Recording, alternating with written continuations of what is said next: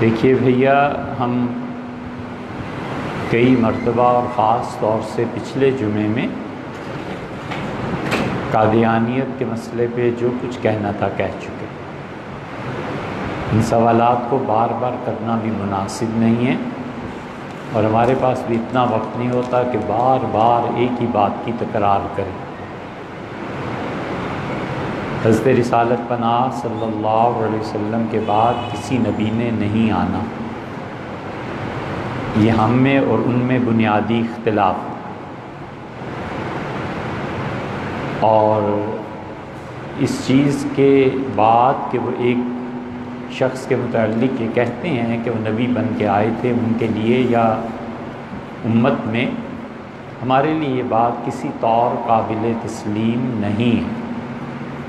ہم انہیں بار بار یہی دعوت دیتے ہیں کہ یار اس مسئلے کو چھوڑ دو، اللہ کی طرف آؤ، کتاب و سنت کی طرف آؤ۔ کتاب و سنت کی وہ تعبیر اور تشریح جو آپ کے ائمہ اور خلفاء کرتے ہیں، اس امت میں 1300 سال پہلے بھی لوگ گزرے ہیں نا، تو جو لوگ وہ تعبیر اور تشریح کرتے رہے، کیوں نہ ہم ان چیزوں کی طرف چلیں؟ ہم اپنے پاس سے نئی نئی باتیں کیوں ایجاد کریں؟ اس کے باوجود ان کا اصرار ہے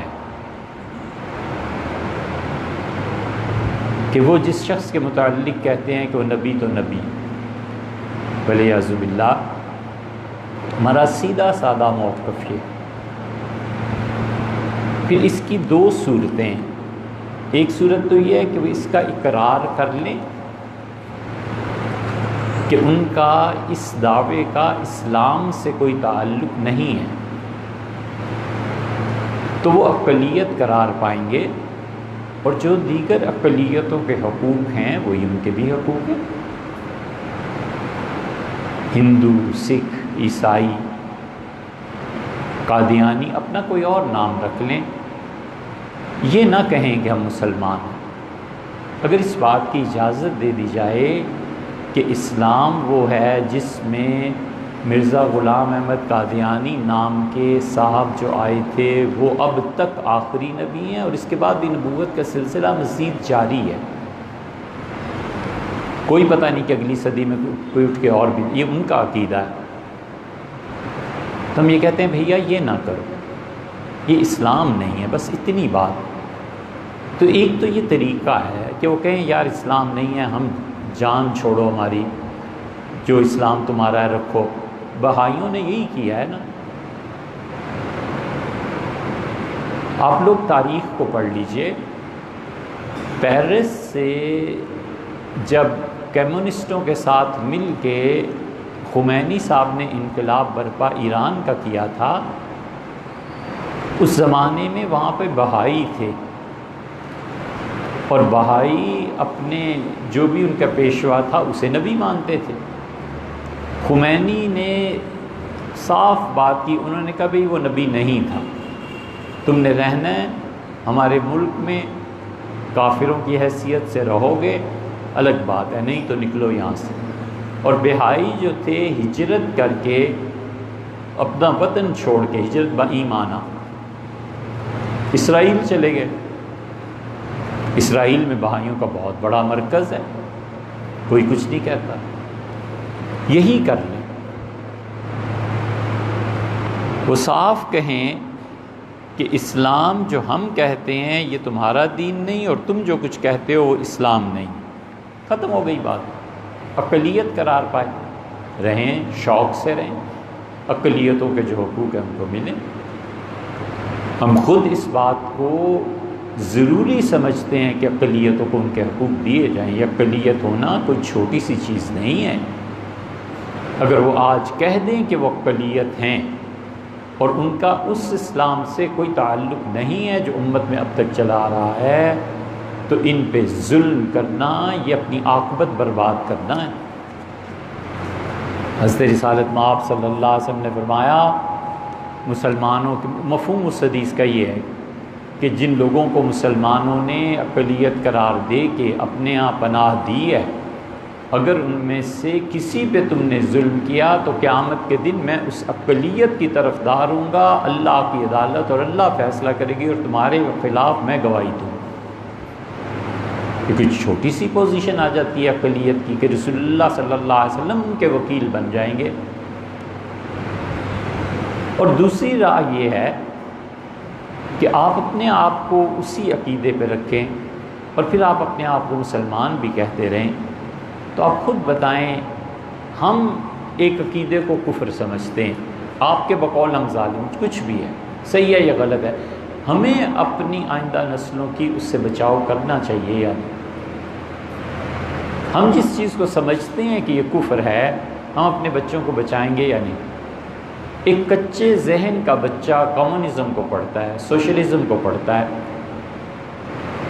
اور وہ سرمایہ داروں کے خلاف اٹھ کھڑا ہوتا ہے، اور کمیونزم کی جو اصل طے ہے وہاں تک پہنچ کے وہ کہتا ہے کہ نیشنلزم ہونا چاہیے۔ بھٹو صاحب نے اسی پہ عمل کیا تھا نا تھوڑا سا۔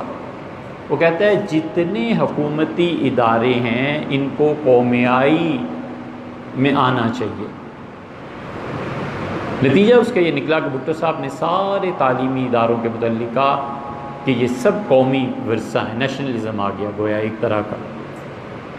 پھر جتنے تعلیمی ادارے ہیں وہ گئے، وہ کہتے ہیں حکومتی ادارے ایک، زمینیں دو، کسی کی کوئی زمین نہیں ہے، یہ کمیونزم ہے نا۔ اور وہ کہتے ہیں تیسری چیز دولت اور سرمایہ، سونا، یہ کسی کا نہیں ہے، جتنا گھروں میں عورتوں کے پاس سونا ہے یہ سب کا سب گورنمنٹ کا ہے، اور گورنمنٹ کے پاس جمع کراؤ ورنہ اتنے سال جیل کاٹو یا مار دو۔ اور چوتھی چیز جو مصدق نے کہی تھی، انہوں نے یہی کہا تھا کہ عورتیں بھی نیشنلائز کی جائیں، کوئی ماں بہن بیٹی کا تصور نہیں ہے، سب عورتیں نیشنلائز ہیں، حکومت جس کو چاہے عورتیں دے دیں۔ ایک بچہ یہ پڑھتا ہے تو کیا ہم پہ فرض نہیں بنتا کہ ہم کہتے ہیں بیٹے یہ چیزیں ابھی نہیں پڑھنے کی، ابھی تو آپ اپنی پڑھیے، جو پڑھنا ہے کسی وقت میں پڑھیے گا جا کے۔ یہ ایک مثال ہے۔ بالکل اسی طرح جب آپ کہیں گے کہ آپ مسلمان ہیں اور مرزا غلام احمد قادیانی نبی تھے اور نبوت کا دروازہ بند نہیں ہوا اور آئندہ بھی دنیا میں نبی آ سکتے ہیں، تو ہم اپنے بچوں کے بنا بچائیں اور یہ عقیدہ اسلام کے لیے تسلیم کر لیا جائے، تو آپ سوچیں نا ہماری نسلیں مسلمان ہو جائیں گی یا کفر کریں گی؟ اس صورت میں بھی جب کہ وہ اتنا کچھ کر رہے ہیں، ہم یہی تو کہتے ہیں کہ یار اپنے آپ کو ان سے الگ رکھو،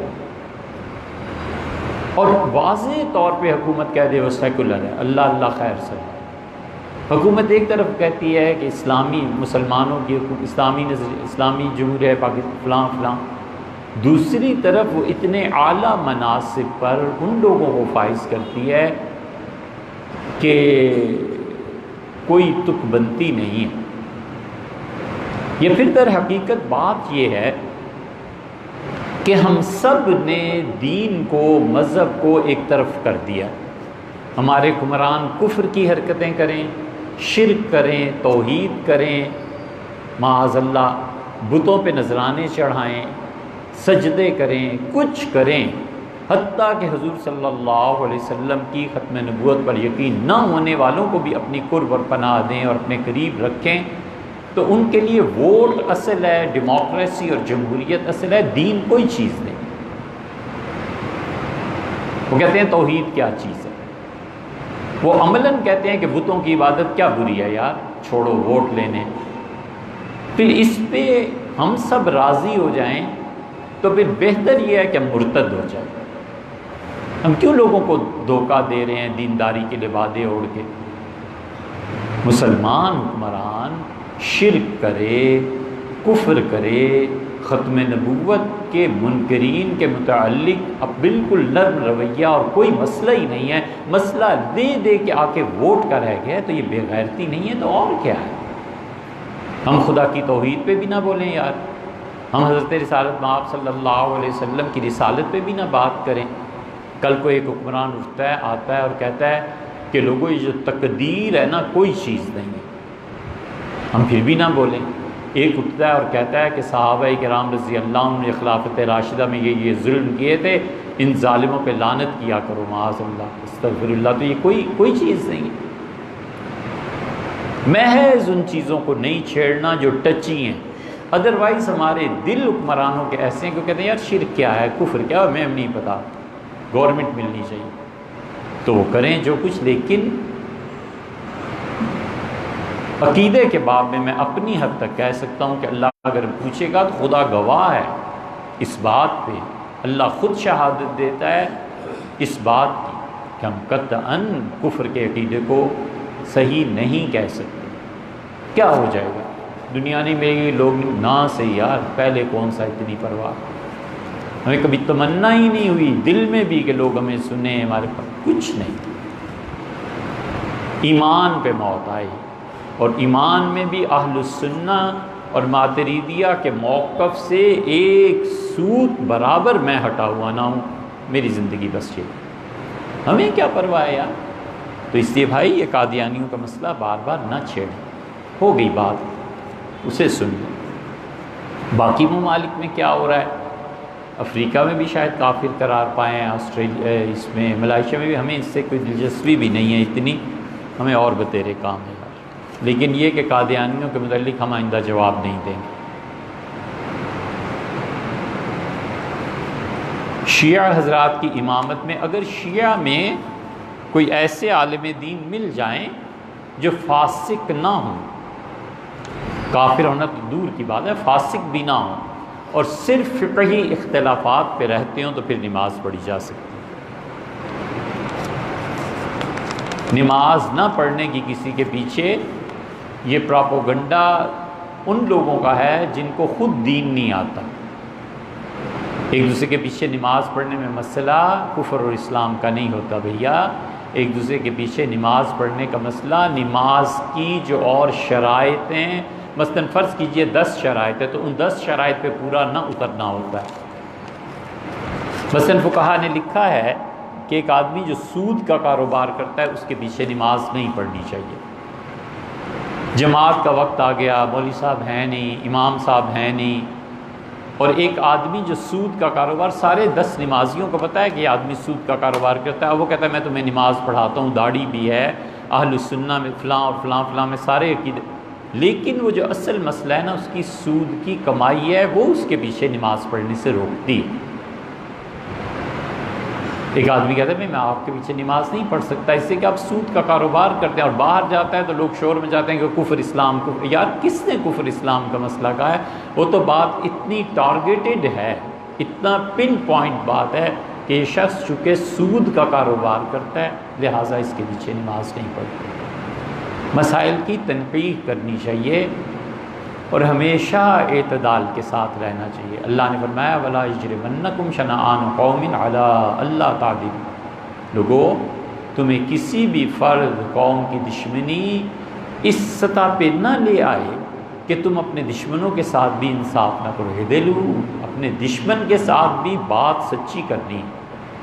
هُوَ أَقْرَبُ لِلتَّقْوَىٰ، اور لوگوں تقویٰ یہی ہے۔ اس لیے یہ نہیں ہوا کرتا کہ ہمیشہ کفر اسلام تو بہت دور کی بات ہے۔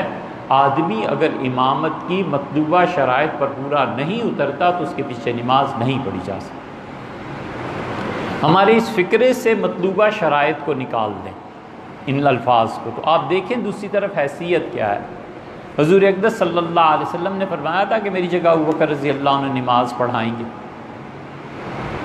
ام المومنین حضرت عائشہ رضی اللہ عنہ نے اپنے والد کی حالت کی وجہ سے عرض کیا کہ اللہ کے رسول وہ آپ کی جگہ پہ کھڑے نہیں ہو سکیں گے۔ یہ تصور ہی ان کے لیے دکھ اور درد کا ایک پہاڑ کھڑا کر دے گا کہ آپ نہیں ہیں اور وہ امامت کرا رہے ہیں۔ حضرت ابوبکر رضی اللہ عنہ کی خلافت کا جب 1 سال پورا ہوا تو جمعے کے دن خطبے میں کہنے لگے لوگوں آج 1 سال ہو گیا میری خلافت کو، اور اللہ کی قسم حضور صلی اللہ علیہ وسلم کی وفات کا دکھ پورے سال مجھے اس نے ہنسنے نہیں دیا۔ کہ آپ کو کسی سے محبت ہونا اور دنیا سے اٹھ جائے، اچانک چلا جائے، تو آدمی ہفتوں، مہینوں اور سالوں ہوش میں نہیں آتا کہ میرے ساتھ ہوا کیا۔ ابو بکر فنا تھے رسول اللہ صلی اللہ علیہ وسلم۔ حضرت عائشہ رضی اللہ عنہ نے عرض کیا کہ اللہ کے رسول اللہ آپ کسی اور کو کر دیں، تو حضور صلی اللہ علیہ وسلم ناراض بھی ہوئے۔ آپ نے فرمایا عورتوں میرے ساتھ وہ کرنا چاہتی ہو جو یوسف علیہ السلام کے معاملے میں ان عورتوں نے کیا تھا، زلیخا کے معاملے میں؟ ڈانٹ پڑی۔ حضرت عمر رضی اللہ عنہ نماز، حضور صلی اللہ علیہ وسلم سخت ناراض ہوئے اور کہا یہ میں کیا سن رہا ہوں، کس کی آواز ہے؟ مرو ابا بکر، ابو بکر کو کہو میرا حکم ہے کہ میری جگہ وہ نماز پڑھائیں گے۔ اب حکم سے سرتابی کون کرتا؟ 17 نمازیں حضرت بکر رضی اللہ عنہ پڑھائی ہیں۔ سوال یہ پیدا ہوتا ہے کہ عمر رضی اللہ عنہ نماز کے قابل نہیں، امامت کے قابل نہیں تھے؟ سیدنا عمر رضی اللہ عنہ جیسا کون آدمی تھا؟ لیکن حضور صلی اللہ علیہ وسلم کی نگاہ میں جو شرائط تھی وہ مطلوبہ معیار اس درجے کا ابو بکر رضی اللہ عنہ میں پایا جاتا تھا اور کسی میں تھا ہی نہیں۔ تو عمر کیا اور عثمان کیا اور علی کیا اور طلحہ اور زبیر کیا، رسول اللہ صلی اللہ علیہ وسلم نے سب کو ایک طرف فرمایا ابو بکر میری جگہ۔ تو اس سے یہ سمجھنا چاہیے کہ امام کسی کے پیچھے نماز نہ پڑھنے کی بہت سی وجوہ ہوتی ہیں، اسے کفر اسلام تک نہیں پہنچانا چاہیے۔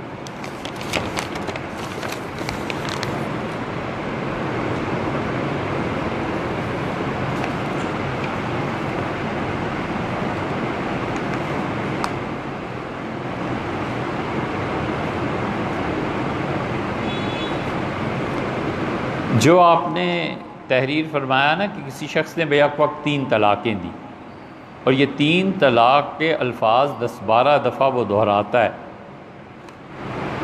اور خاندان اس کا سارا حنفی عقیدے پہ، شروع سے وہ لوگ حنفی اگر عقیدے پہ آ رہے ہیں، یعنی یہ شوہر ہے نماز پڑھتا ہے، بیوی اس کی نماز پڑھتی تھی یا حنفی فقہ پہ عمل کر رہے تھے، تو اب وہ اہل حدیث علماء سے دوبارہ نکاح پڑھ کے اس نے بیوی کو واپس بلا لیا اور میاں بیوی کی حیثیت سے رہنے لگے ہیں، تو یہ جائز ہے۔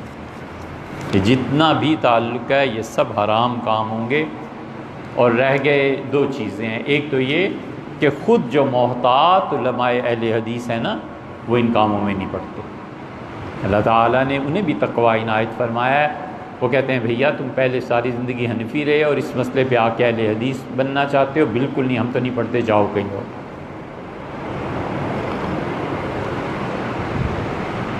اور یہ ان کا معاملہ بالکل درست۔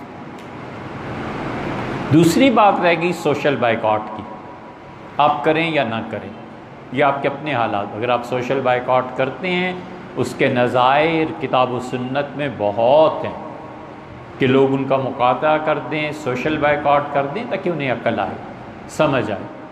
اور اگر کوئی آدمی سوشل بائیکاٹ اس لیے نہیں کرتا کہ ان کے قریب ہو کے انہیں صحیح چیز کی دعوت دے گا اور انہیں خدا کے دین کی طرف سے بلائے گا، تو گنجائش اس میں بھی ہے، وہ یہ کرے۔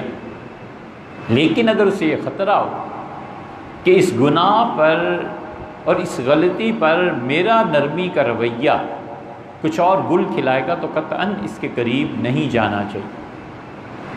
سیدنا علی رضی اللہ عنہ کے معاملات میں بہت سے فیصلے امیر المومنین رضی اللہ عنہ کے ایسے ہیں کہ انہوں نے مقاطعہ کا حکم بھی دیا اور امیر المومنین رضی اللہ عنہ منع کر دیا کہ اس شخص کے ساتھ کوئی نہیں بیٹھے گا یا ان سے روابط کوئی نہیں رکھے۔ جہاں مسائل میں اتنی بڑی چیزیں آ جائیں نا کہ حلال اور حرام کا اختلاف ہونے لگے، تو آدمی خود اپنی عقل سے کام لے کہ میرا ان سے تعلق رکھنا میری اور میری اولاد، میرے گھر والوں کے لیے مناسب بھی ہے یا نہیں۔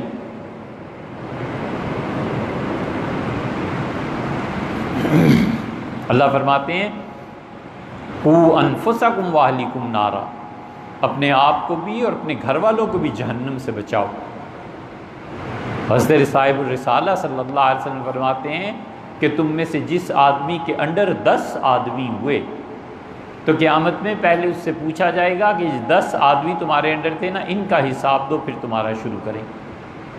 الا کلکم راعٍ، یاد رکھو تم میں سے ہر نگران ہے، ہر آدمی۔ وکلکم مسئول عن رعیتہ، اور اللہ ہر ایک سے پوچھے گا کہ تمہارے انڈر جو لوگ آتے تھے تم نے ان کے دین کا کیا کیا۔ اور بعض نے تو دنیا بھی شامل کی کہ ان کی دنیا میں اچھے اسباب وسائل وغیرہ وغیرہ اس کا کیا کیا. اس لیے مناسب حد تک سمجھانا چاہیے، پھر اللہ کے حوالے.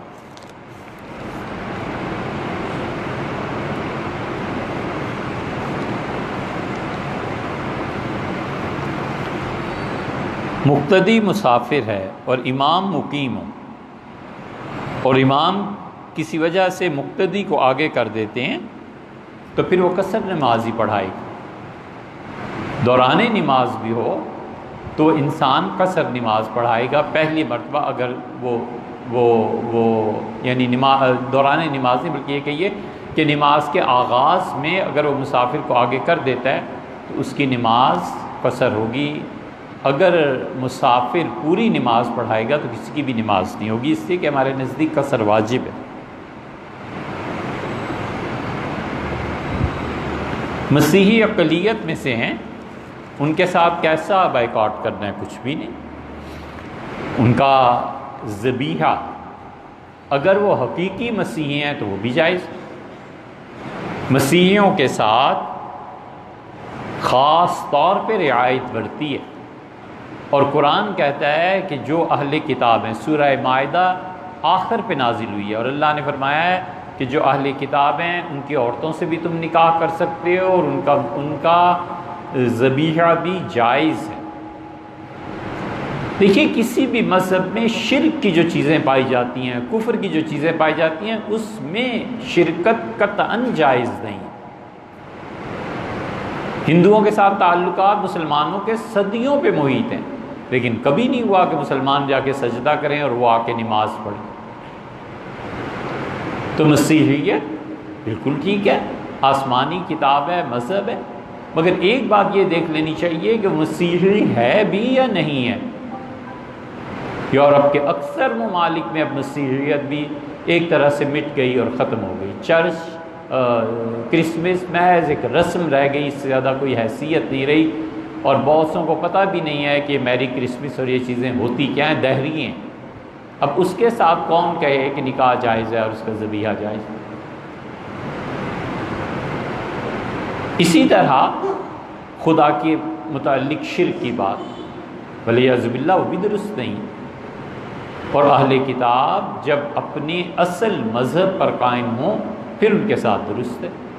یہ مغلوں کی جو اتنی شادیاں ہوئی ہیں ہندوؤں سے، اس کی غالباً ایک وجہ بھی یہ ہے کہ ان مغلوں کو یہ تحقیق کرنے کا کام ہے، تو عمر نہیں رہی، نہیں تو ہم اس پہ ضرور تحقیق کرتے. ان مغلوں کو کسی نے فتویٰ ضرور دیا ہوگا کہ ہندو اہل کتاب میں سے، وگرنہ اورنگزیب جیسا متدین اور اورنگزیب جیسا آدمی جو جو اسلام کے شعائر کا سختی سے پابند، ہندو عورت سے شادی ممکن ہی نہیں. ان کے بعد آپ دیکھیں حضرت مرزا مظہر جانے جانا رحمۃ اللہ علیہ سلسلہ نقشبندیہ میں امام تھے، اور حضرت نے صاف لکھا ہے کہ ہندو اہل کتاب میں سے، ہندو اہل کتاب میں سے ہیں. اس فکرے کی امپلیمنٹیشن کہاں ہوگی؟ اٹ مینس کہ ان کا ذبیحہ جائز ہے، اٹ مینس کہ ان کی عورتوں سے نکاح بھی جائز ہے. حضرت نے لکھا ہے، اور حضرت نے سے دلائل میں آپ نے اس کو اگر پڑھنا ہے زیادہ، تفسیر مظہری میں قاضی ثناء اللہ پانی پتی رحمۃ اللہ علیہ سورہ انعام کی تفسیر میں لکھتے ہیں ایک جگہ پہ جہاں پر یہ آیا ہے کہ اللہ تعالیٰ فرماتے ہیں، اللہ تعالیٰ نے فرمایا کہ میں قیامت میں کہوں گا انسانوں سے اور جنوں سے کہ کیا میں نے تمہاری طرف رسولوں کو نہیں بھیجا تھا؟ تو جنات ان کی طرف بھی رسول مبعوث کیے گئے. حضرت قاضی صاحب رحمۃ اللہ علیہ وغیرہ، قاضی صاحب خلیفہ ہیں حضرت مرزا مظہر جانے جانا رحمۃ اللہ علیہ کے، خلیفہ بھی کوئی معمولی آدمی ہے. اتنے بڑے عالم دین تھے، اتنے بڑے. ان کے متعلق کہا گیا کہ امام بہقی ہیں اپنے وقت کے، جیسے کہتے ہیں نا غزالی ہے یہ شخص اپنے دور کا. قاضی صاحب رحمۃ اللہ علیہ کو ایک دن ان کے شیخ نے کہا، قاضی صاحب میں حیران ہوتا ہوں کیا مقام اللہ نے دیا ہے. میں اپنی آنکھوں سے دیکھتا ہوں تم اٹھتے ہو تو فرشتے تمہاری تعظیم کے لیے اٹھتے ہیں. قاضی صاحب کا بڑا مقام تھا, تفسیر لکھی ہے انہوں نے. تو سورہ انعام میں جب اس مقام پہ پہنچے ہیں کہ جنوں میں بھی رسول بھیجے گئے, تو وہ کہتے ہیں کہ ہندوؤں کا زمانہ جنوں کے زمانے کے ساتھ متصل ہے. تو جو جنات میں رسول بھیجے گئے تھے وہ جنات کی شکلیں اس وقت جن اور انسان آپس میں ایک دوسرے سے ملتے جلتے تھے. اب جنات میں سے کسی کی 10 ٹانگیں تھیں, کسی کی 50 آنکھیں تھیں. ان جنات سے یہ بت پرستی لے کے ہندو آئے ہیں, ورنہ ہندو ہاں اہل کتاب میں سے. تو اس لیے بات تو اہل کتاب کی ہے, اور اہل کتاب میں جس چیز میں وہ کفر کرتے ہیں اس میں ان کے ساتھ شرکت جائز نہیں. اور یہی وجہ ہے کہ حضور صلی اللہ علیہ وسلم کو اندازہ تھا کہ عیسائی قیامت تک رہیں گے اور مسلمانوں کے قریب ترین اہل کتاب یہ عیسائی ہوں گے. اسی لیے زرقی نے تاریخ مکہ میں لکھا ہے, ذہبی نے نقل کیا ہے تاریخ الاسلام میں. کتنے حوالے چاہیے یار. حضرت رسالت پناہ صلی اللہ علیہ وسلم نے پانی منگوایا اور کپڑا, اور فرمایا کہ علی میرے کندھوں پہ آؤ اور یہ تصاویر صاف کرو. یہ بیت اللہ کا جو چوکھٹا مستطیل جو بھی ہے, اس میں 360 بت رکھنے کی گنجائش ہی کہاں تھی. ہم کبھی سوچتے تھوڑا ہی ہیں کہ دین میں جو نقل آ رہی ہے کہیں عقل پہ بھی پوری اترتی ہے. یعنی اگر ایک بت 6 انچ بھی لیتا تو جگہ کتنی بننی چاہیے تھی, اور اتنی جگہ ہے وہاں. بہت سی تصاویر تھیں جو بنائی ہوئی تھیں دیواروں کو. تو حضور اقدس صلی اللہ علیہ وسلم نے مریم کی اس تصویر پہ ہاتھ رکھا جو اب تک چرچ میں ہمیشہ آپ کو ملے گی.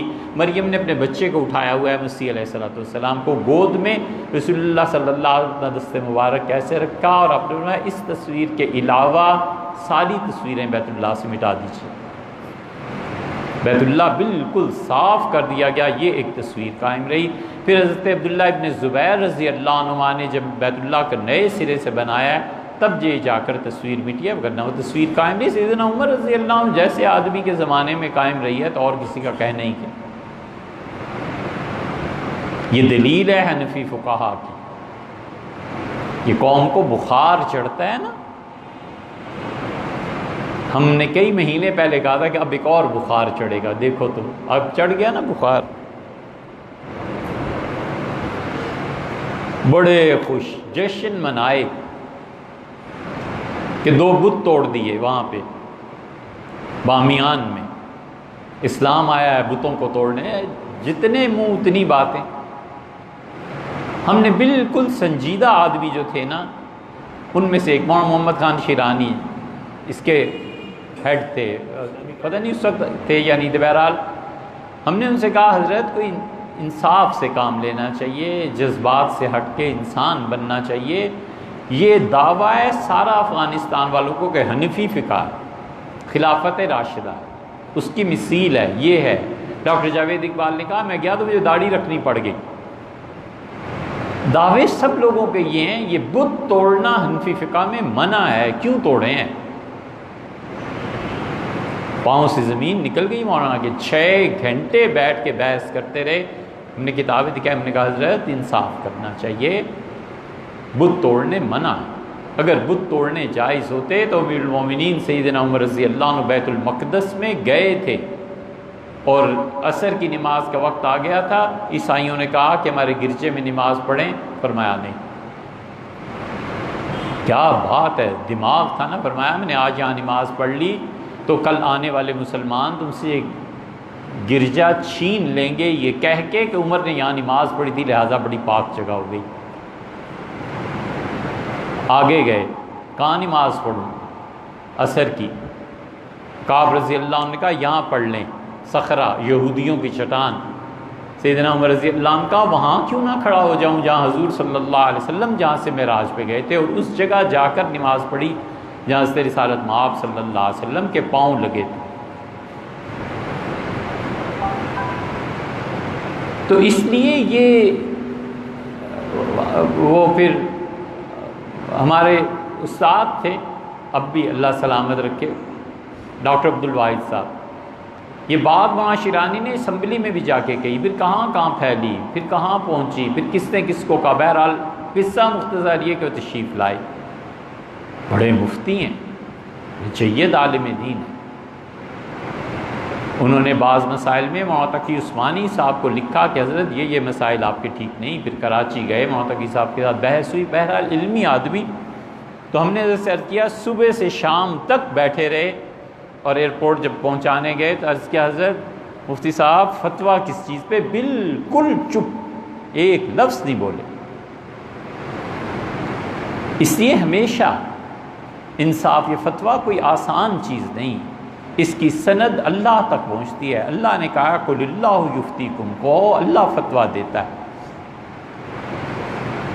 تو رسول اللہ صلی اللہ علیہ وسلم کو پتہ تھا نا کہ عیسائیوں اور مسلمانوں کا ساتھ قیامت تک کا ہے، اس تصویر کو کھرچنے سے منع فرما دیا۔ عباسی دور پورا رہا ہے، بڑے بڑے مصر کے ابو الہول اور بتوں کو کسی نے نہیں توڑا۔ افغانستان میں صحابہ کرام رضی اللہ عنہ بامیان کے بتوں کو دیکھتے رہے، جاتے رہے، آتے، کسی نے نہیں توڑا۔ یہ نیا دین ایک آیا ہے۔ تو اس لیے اہل کتاب کے ساتھ بالکل ملنا چاہیے۔ کرسمس، ایسٹر، ان مواقع پہ کفر اور شرک کی چیزوں میں شرکت نہیں کرنی چاہیے۔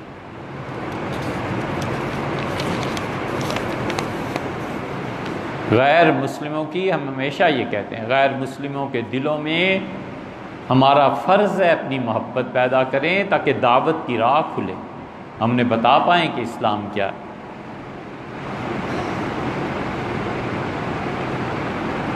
نماز میں اور خطبے میں دونوں میں حضور اقدس صلی اللہ علیہ وسلم کا اسم مبارک جب بھی آئے تو درود شریف نہیں پڑھنا چاہیے۔ مثلا ایک آدمی نے نماز پڑھی اور اس سے یہ آیت پڑھی کہ محمد رسول اللہ والذین معہ، اسے محمد رسول اللہ پڑھنے کے بعد صلی اللہ علیہ وسلم نہیں کہنا چاہیے۔ اسی طرح خطبے کے دوران جو لوگ سامعین ہیں، سن رہے ہیں، انہیں بھی حضور صلی اللہ علیہ وسلم کے اسم گرامی پہ درود نہیں پڑھنا چاہیے۔ وجہ اس کی یہ ہے کہ خاموشی واجب ہے۔ نماز تک کی حنفی فقہ میں اجازت نہیں ہے پڑھنے کی، تو صلی اللہ علیہ وسلم تو پھر اس نماز سے کم درجے کی بات۔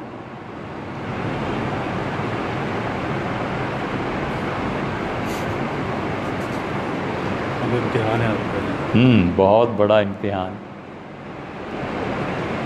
تعلیمی نظام کو مرتب کروانے میں ہمیں کردار ادا کرنا چاہیے، کم سے کم کوشش کرنی چاہیے۔ اس کے جواب میں آپ سے یہی عرض کیا جا سکتا ہے، کب وہ سنتا ہے کہانی میری اور پھر وہ بھی زبانی میری۔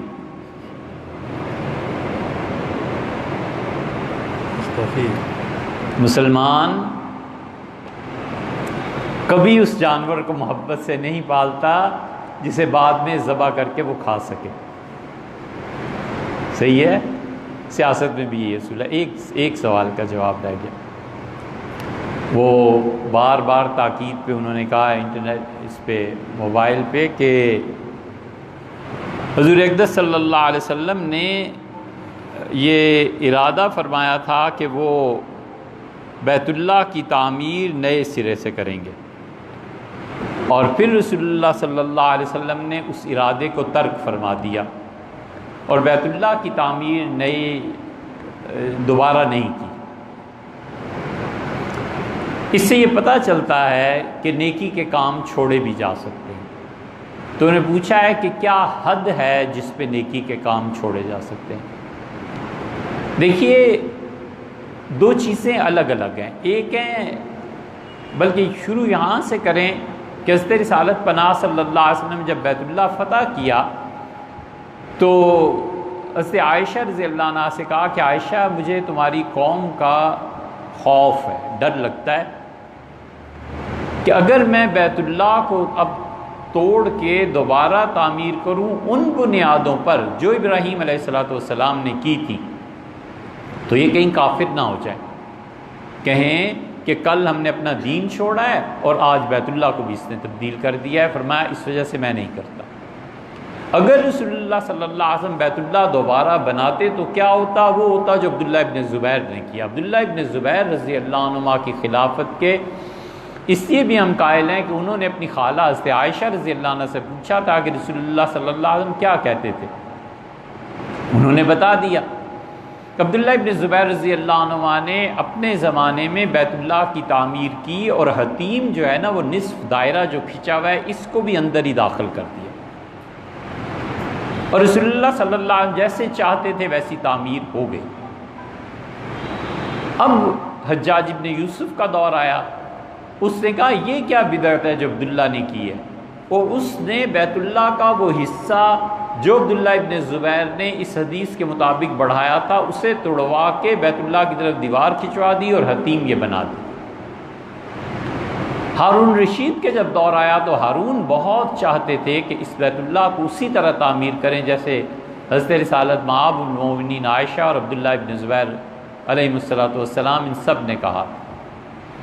تو انہوں نے امام مالک رحمۃ اللہ علیہ سے پوچھا، اس وقت امام مالک رحمۃ اللہ علیہ بہت بڑی شخصیت تھے، امام مالک رحمۃ اللہ نے اجازت نہیں دی اور فرمایا جو ہو گیا سو ہو گیا، اس بیت اللہ کو روز روز توڑنا اور بنانا یہ بادشاہوں کا کھیل بن جائے گا اور لوگوں کے دلوں سے اس گھر کی ہیبت اور عظمت نکل جائے گی، مت کرو۔ نہیں کیا گیا۔ اس کا مطلب یہ ہوا کہ دین کے کچھ کام کچھ مصلحت کے تحت چھوڑے جا سکتے ہیں۔ اس پہ ابو منصور نے ایک اشکال کا اظہار کیا، اور اس کا مطلب ہے کہ جہاد بھی ترک کر دو، کیونکہ تم جب کافروں کو قتل کرو گے تو کافر تمہیں قتل کریں گے، تو گناہ ہے مسلمان کو قتل کرنا، کافر کو تو اللہ کے حکم کے تحت قتل کیا جا رہا ہے۔ اسے کیوں کیا جا رہا ہے؟ اس لیے کہ اس کے مذہب میں نہیں ہے، لیکن بہرحال ایک انسان کو مارنا ہے، مسلمان کا خون ہے، تو جب تم گناہ کے موجب بن رہے ہو، کافروں پر حملہ کر رہے ہو تو مت کرو، کیونکہ اس کے نتیجے میں مسلمان تنگ ہو گئے۔ یہ صاحب روح المعانی نے بہت اچھی بحث کی، اگر آپ عربی پڑھ سکتے ہیں نا تو آپ اس بحث کو ضرور پڑھ لیجئے۔ پھر انہوں نے تقسیم کی ہے، وہ کہتے ہیں کچھ ہیں مقاصد شرعیہ، شریعت جن چیزوں کو مقصد قرار دیتی ہے، مثلا حج، نماز، روزہ، انسانی زندگی کا بچاؤ، نسب کا بچاؤ، عقل کی حفاظت، یہ جو مقاصد شرعیہ ہیں نا اس کو ہم کسی کی خاطر نہیں چھوڑ سکتے، کچھ ہو جائے۔ پتہ چلے کہ اتنا پیسہ کافر دے رہے ہیں اور کہتے ہیں کہ اپنے ملک میں یہ جو تم نے شراب پہ پابندی لگا دی ہے اس کو ہٹا دو، تو اس پیسے کو نہیں لیا جائے گا، چاہے مسلمانوں کو کچھ بھی ہو جائے، شراب بین رہے گی۔ ایک دوسرا اٹھتا ہے کہتا ہے کہ آپ اپنے معاشرے میں ہیروئن جو ہے اس کو عام ہونے دیں، میں اتنے کروڑوں اور اربوں روپے آپ کو دیتا ہوں، نہیں لیا جائے گا پیسہ، چاہے ملک میں کتنی ضرورت ہو، کیونکہ لوگوں کی عقل ساکت کرنے کی کسی کو اجازت نہیں دی جا سکتی۔ یہ مقاصد شرعیہ ہیں۔ مقاصد شرعیہ میں کسی مصلحت کی رعایت نہیں، اسے پورا کیا جائے گا۔ اور کچھ چیزیں ہیں جو مستحب اور بہتر کے درجے میں آتی ہیں کہ یہ کر لیا جائے تو مناسب ہے، یہ کر لیں تو اچھا ہے۔ جو چیزیں مستحب کے درجے میں آتی ہیں نا اسے ترک کیا جا سکتا ہے، اسے چھوڑا جا سکتا ہے۔ مثلاً مسلمانوں کے راستے بھی اپنے ہیں، ان کے قبرستان بھی اپنے ہیں۔ گاؤں میں لوگوں نے کہا کہ یہ راستہ بہت بڑا ہے، ہم 10 فٹ قبرستان کو ادھر لے آتے ہیں تاکہ قبرستان میں جگہ زیادہ ہو جائے، تو 50 فٹ کا راستہ 40 میں تبدیل کر لیتے ہیں، کر لیں، یہ مسلمانوں کی اپنی رائے ہے، کسی نے منع نہیں کیا۔ اور آپ کی آخری بات کہ اس کا فیصلہ کون کرے گا؟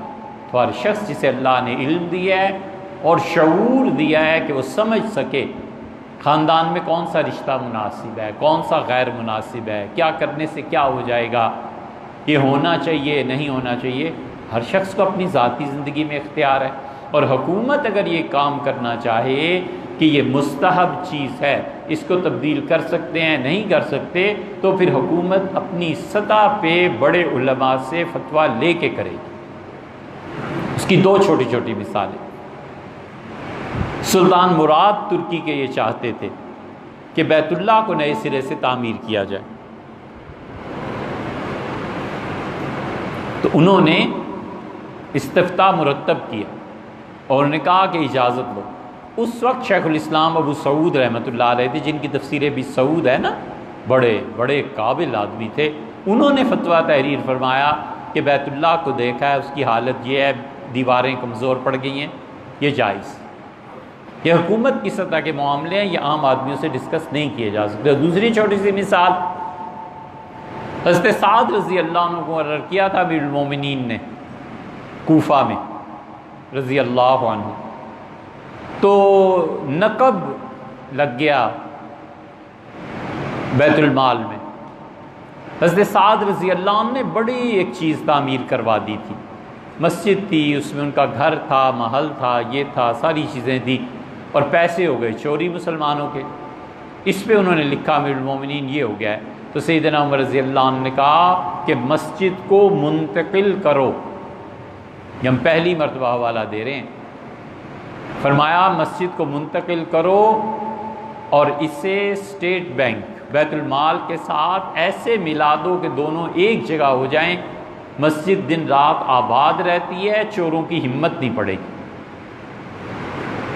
تو سیدنا سعد رضی اللہ عنہ نے ایک ایرانی تھا، اسے بلایا، یہ ہے غیر مسلم ہے نا، ان سے اسلام میں فائدہ اٹھانے کی حد، مرتد کو کیوں بلاتے؟ انہوں نے بلایا، انہوں نے کہا میرے لیے ایک نقشہ بنا دو گے؟ وہ زبردست نقشے کا ماہر تھا، اس کا حضرت ایسا نقشہ بناؤں گا کہ خدا کا گھر، مسجد اور بیت المال، اسٹیٹ بینک اور آپ کا گھر، یہ ساری گویا ایک ہی عمارت نظر آئی۔ سعد رضی اللہ عنہ بڑے خوش ہوئے اور بنا، اور مسجد اس کی اصل جگہ سے دوسری جگہ منتقل کی گئی۔ لیکن حنفی فقہا بڑے متردد ہیں اس میں، شافعی اسی لیے مسجد کے منتقل کرنے کی اجازت دیتے ہیں۔ حنفی فقہا میں حکومت اگر کرنا چاہے تو اس کے لیے پھر یہ ضروری ہوگا کہ اسلامی نظریاتی کونسل یا ملک میں جو بڑے علماء ہیں ان سے فتویٰ ہے۔